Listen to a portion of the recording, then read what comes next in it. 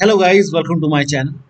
Today in this video I'm going to show you how to fix when you're unable to install QuickBooks on your Windows 11 computer, and if you're receiving this MSI 1625, this installation is forbidden by system policy. So if you are facing this problem, then please follow the steps shown in this video.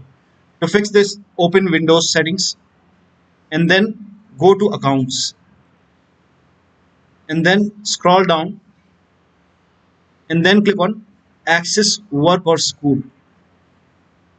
Now over here you should be able to see your work or school account. So if you have work or school account over here, in that case you can click on this down arrow and then click on disconnect and then click on yes. Now before you disconnect, you can read this. Are you sure you want to remove this account?